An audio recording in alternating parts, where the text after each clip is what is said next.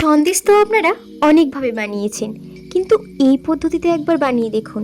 সময় অনেকটা কম লাগবে আর খেতেও খুব সুস্বাদু হবে। আর খুব অল্প খরচেই আপনারা বাড়িতে এই রকম দোকানের স্টাইলে বানিয়ে নিতে পারবেন। আর দেখুন ভিতর থেকে কতটা সুন্দর হয়েছে, নরম হয়েছে। তো সবাইকে আমার চ্যানেলে স্বাগত।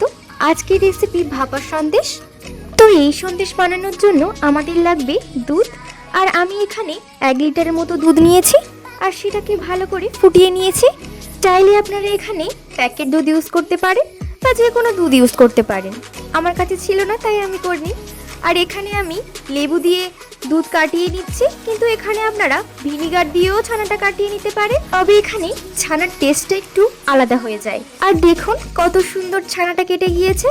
তো এটাকে নিয়ে আমরা এখন ঠান্ডা করব, এবং ঠান্ডা করার পরে আমরা এটাকে সুন্দর করে একটা সাদা কাপড় দিয়ে বা আপনারা যে কোনো কিছু দিয়েই এটা ছানা থেকে জল ঝরিয়ে নিতে পারেন।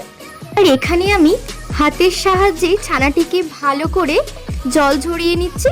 এখানে আপনারা ছানার উপরে কিছু একটা শক্ত বস্তু দিয়ে ঢাকা দিয়ে রাখতে পারেন যাতে জলটা ঝরে যায়, কিংবা ঝুলিয়ে রাখতে পারেন। আস্তে আস্তে জলটা ছানা থেকে আলাদা হয়ে যাবে।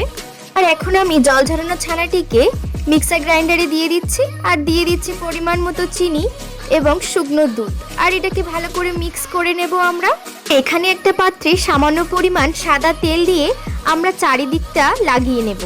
আর এই পাত্রেই আমরা সন্দেশকে ভাপাবো, তাই জন্য একটি কলা পাতায় সুন্দর করে তেল লাগিয়ে নেব আর সেটাকে সেই পাত্রেই বসিয়ে দেব। আর এর মধ্যে দিয়ে দেব আগে থেকে পেস্ট করে রাখা সেই ছানার মিশ্রণটি, এবং ভালো করে আমরা এটিকে ঝাঁকিয়ে নেব যাতে কোনো বাতাস না থাকে। আর এখানে আমি একটা জিনিস ভুলে গিয়েছিলাম, এলাচের গুঁড়ো, আপনারা সেটা মিশিয়ে নেবেন। আর এদিকে আগে থেকে একটি কড়াইয়ে জল গরম বসিয়ে দিয়েছিলাম, আর তাতে একটি স্টিক বসিয়ে দেব। আর আগে থেকে সেই পাত্রটি বসিয়ে দেব এবং ঢাকা দিয়ে দেব, স্টিম না বেরোতে পারে।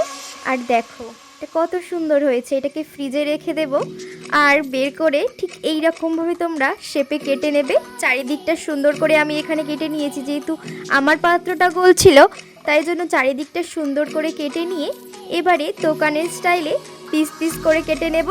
আর হ্যাঁ, এটা আমার নতুন চ্যানেল, তো আমার ভিডিও যদি আপনাদের ভালো লাগে তাহলে আমার চ্যানেলটি সাবস্ক্রাইব করে বেল আইকনটি ক্লিক করে দেবেন, যাতে আমার সমস্ত রেসিপি, সমস্ত ভিডিও আপনাদের কাছে প্রথমেই চলে যায়।